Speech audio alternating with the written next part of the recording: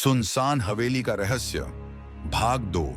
रवि, अर्जुन और नेहा की सांसें तेज हो गईं। खून से लिखी चेतावनी और अजीब सी हंसी ने उनकी रीढ़ में सिहरन दौड़ा दी। वे तुरंत दरवाजे की ओर भागने लगे, लेकिन तभी दरवाजा जोर से बंद हो गया। अब क्या करें? नेहा ने कांपते हुए पूछा। अर्जुन ने हिम्मत जुटाकर कहा, हमें पता लगाना होगा कि ये सब क्या है। रवि ने चारों ओर देखा और बोला, शायद ये सब बस कोई मजाक हो, हमें तहकीकात करनी चाहिए। वे तीनों धीरे धीरे हवेली के अंदर और आगे बढ़े। अचानक एक पुरानी घड़ी ने 12 बजने का संकेत दिया और उसके साथ ही एक खिड़की जोर से खुल गई। हवा में उड़ती धूल के बीच उन्हें फर्श पर कुछ अजीब दिखा। एक पुराना पत्र। रवि ने कांपते हाथों से उसे उठाया और पढ़ना शुरू किया।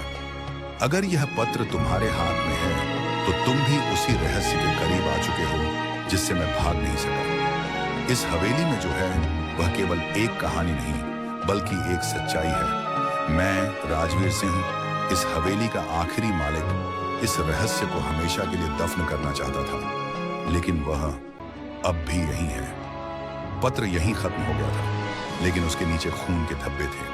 अचानक हवेली की छत से एक भयानक चीख गूंज उठी। उनके पैरों के नीचे जमीन जैसे हिलने लगी। नेहा की चीख निकल गई। अर्जुन ने उसे कसकर पकड़ लिया। रवि ने साहस करके सीढ़ियों की ओर इशारा किया। हमें ऊपर जाकर देखना होगा कि आखिर ये सब हो क्या रहा है।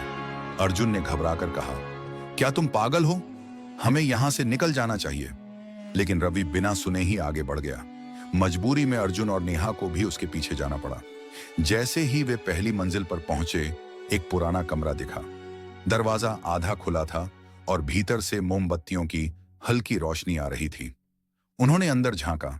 एक कुर्सी पर कोई बैठा था। वो इंसान नहीं था, या शायद था। उसकी आंखें लाल जल रही थीं और उसकी हड्डियों की गूंजती आवाज में एक ही शब्द निकला, तुम्हें नहीं आना चाहिए था। अगले ही पल दरवाजा जोर से बंद हो गया और हवेली के अंदर अंधेरा छा गया। अब क्या होगा? क्या रवि, अर्जुन और नेहा इस भूतिया हवेली से बच निकलेंगे, या वे भी इस रहस्य का हिस्सा बन जाएंगे? जानने के लिए अगला भाग जरूर देखें।